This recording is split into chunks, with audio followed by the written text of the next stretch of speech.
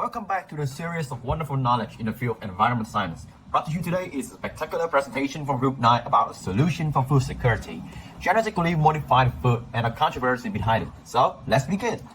Throughout history, food security has always been a drastic problem. No matter how advanced human societies have become today, people are still starving to death. In 2021, around 957 million people do not have enough to eat. One of the solutions is genetically modified food, or called shortly as GMOs. This process means that we go directly to the DNA responsible, snip the desired genes out, and transplant them into a new plant or animal, making the organism more preeminent. Upcoming in this presentation, our team will help you guys achieve a better understanding of genetically modified foods, its advantages, doubts, and finally, its current status. Genetically modified crops are now appearing in more than 26 countries, with the top 3 leaders, United States, Brazil, and Argentina. Chances are you have eaten GMO foods without even realizing it. The following graph displays a research of skepticism about the safety of GMOs. Most of the participants from 20 different countries, with a median of 48% say GM foods are unsafe to eat. In general, people view it as being unsafe, but women are especially likely to express concern about the safety of GMOs.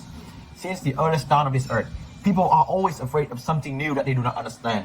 Maybe in the current days, genetically modified food is still a controversial subject to many people. However, our team believes that GMOs are the solution to global food shortage problems, and in the days of our grandchild, this genetic food will be the future. Now, let's talk about the advantages of genetically modified food. There are 2 key points for us to analyze. They are dimension of food security and the impact of genetically modified food on long-term food and nutritional security. As we have learned, there are 4 dimensions of food security. First, food availability refers to the condition of having sufficient quantity of a raw food. Second, food assets refer to the physical and economic access to food. Third, food stability emphasizes the stability of food supply as well as food assets. Last, food utilization measures the level of food safety and nutrition. In short, as Food and Agriculture Organization FAO has stated, the core concept of food security carry the access to healthy food and optimal nutrition for all. Otherwise, it's food insecurity. Household food security is the application of this concept to the family level.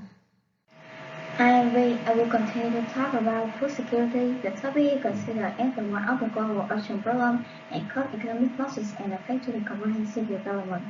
Food insecurity makes people face to some serious problems such as food shortage, food price increase, food hoarding, and food contamination.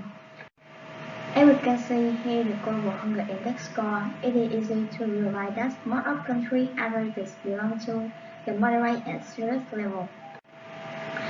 About poverty and food shortage. Each year, the world population increased by more than 90 million, while the amount of topsoil decreased seriously. Therefore, increasing food security is crucial for stable population growth. Next, we will continue the presentation. Now I will present about the benefits that GMO has brought to agriculture. With the first aspect, I will talk about the improvement of yield. According to an Italian research, GM crops can increase 6% to 25% in yield, so farmers are able to shorten the cultivation time and save the crop area. Therefore, the amount of global GM crop acres has increased significantly in 2 decades.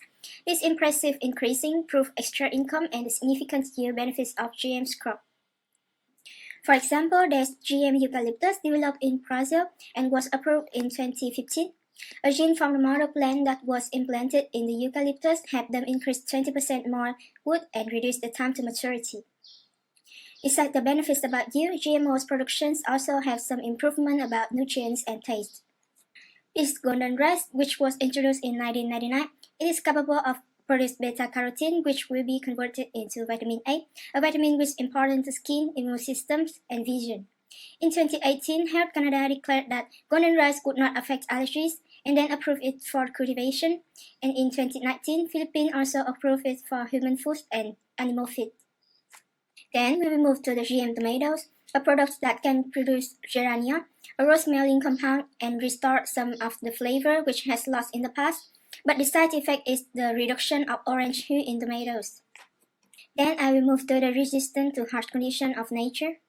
Here's an example about BT corn, which is created to produce insecticidal proteins. These proteins will convert into toxin and kill the pest.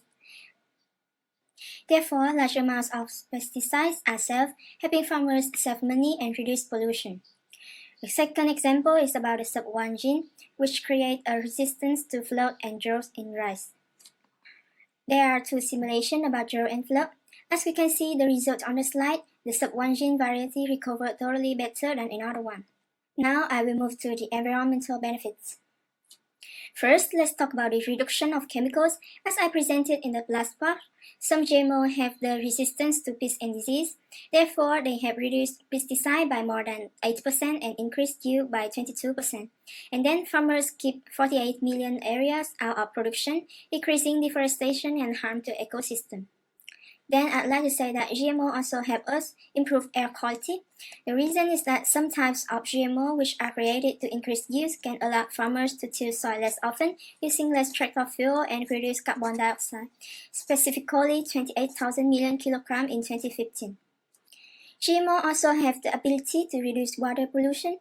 As I talked in the last part, farmers can till their GMOs farm less often, which means soil will have better moisture retention and reduce runoff.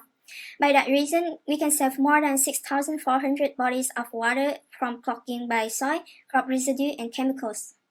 Now we will move to the benefits to animals.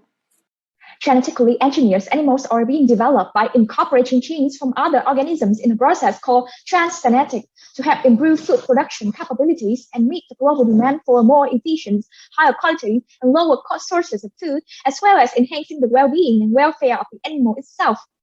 The most likely candidate for a market release at this point is Atlantic salmon. Within 8 months, it's grown to 500 grams, 10 times heavier than a conventional salmon. By the time reaching the market size, about 3 kilograms, it will have consumed about 25% less feed than the conventional salmon. And salmon farmers tend to save as much as $25 per pound of fish they produce, which is significantly considering, as their average profit now is less than $1 per pound. And GMO has already provided farmers with agricultural innovation they've never thought possible. However, the future promises even greater advancement. GMO of the future will help farmers better weather climate change and provide solutions worldwide to fight malnutrition and health issues. The world eats 11 million pounds of food every day, and the UN estimates suggest that we will need 70% more by 2050. We could grow the food by clearing more and more forests through egg fields and pasture, and by using more pesticides. Or we will find a way to do it on the land we've got right now, with more effective methods like GM crops. GMOs could be our most powerful weapon to save our biosphere.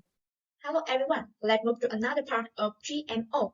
That GMO food are a natural product and can be harmful to the environment. However, GMO are really bad, like people think. Let's find the answer in the following slide. The first claim that GMO are a natural product, so it can be dangerous. However, study in 2017, along with WHO, have shown that GMO are safe.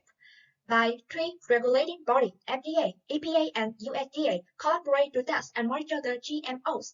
FDA maintains strict food standards for GMO food. EPA regulate pesticide and plant incorporated protectant, and USDA monitor for cross-pollination and planting best practice. Secondly, people think that GMO, which are artificial, have impact on human health, like allergic reaction, cancer, and antibiotic resistance. We talk about the allergic reaction first. The fact that food allergies are mainly caused by 8 major foods like milk, eggs, peanut, tree nut, soy, wheat, fish, and shellfish, and make up 90% of reported food allergy in the US. It is important to note that only soy among 8 major foods are potential products of biotechnology. Moreover, GMO crops are as the same as conventional crops, are tested to avoid introducing allergens. Move to cancer. We know that cancer is a disease where cells proliferate abnormally, and there is nothing about Bt protein used in insect resistance, also in organic pest control, and enzyme EPSPS, which confer herbicide resistance simply by substituting for the native enzyme in the plant or process that induces cellular change in human cells that leading to cancer. So one more time again, we can say that GMO cause cancer is not true. Lastly, we talk about the antibiotic resistance. To create GMO seed or plant, antibiotic resistant genes are commonly used as a marker gene for selection to transform plant cells. However, scientific claim that they only use it in a lowest amount to control insect and pest development. And until now, there's no research show that GMO increase antibiotic resistance. So we can conclude that there is no strong evidence to prove that antibiotic resistance are made by GMO. I will present some factors that are concerned with risk to the environment and natural organisms are caused by GMOs. First, due to the herbicide resistance of GMOs, many argue that GM crop technology can result in a net increase in herbicide use and can foster the growth of herbicide-resistant weeds. However, when looking on a global scale since the widespread adoption of GM technology in 1996, research indicates that GM technology is not inherently dangerous to the environment. Some countries have experienced a net decrease in herbicide use associated with the adoption of GM crops. For example, in Canada, the use of GM soybeans has decreased herbicide use compared to use on the conventional equivalent every year from 1997 to 2018. The second factor being considered is the persistence of transgenic plants or genes. In assessing the potential impact of GM crops, one of the key issues is determining whether the modified gene can cause the GM crops to become more persistent like weeds in arid ecosystem or more invasive in the natural environment. However, GM crops used today do not appear to increase competition and invasiveness. The third factor is insecticide resistance of GMOs. There is concern that GM crops may cause adverse effects on non-target species. Many have claimed that certain GM crops harm pollinators. However, there is currently no evidence that GMOs have caused a decline in bees or other pollinators. In 1999, a published study raised concerns that a Pt insect-resistant construct was negatively impacting monarch butterfly larvae.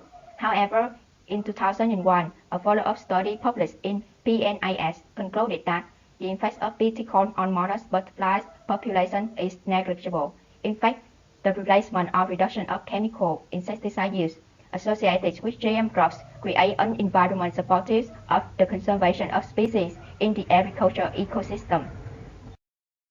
Hello guys, my name is Wang. I'm going to introduce to you about the status of GMOs at countries around the world. So there will be two parts, is that human response about GMO and GMO at Vietnam. So let's get started. There were many concerns and questions about GMO, like what is GMO and how do scientists do that? But we will have three main primary concerns, is that the effect on the environment, the effect on the human body, and the unintended effect on the plants themselves. So, but ignore all the problems. There were many countries decided to grow GMOs.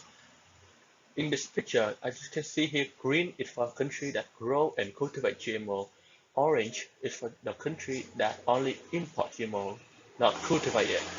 And blue is for the country only research on the field trials, such as our country, Vietnam, which leads to my second part is GMO at Vietnam.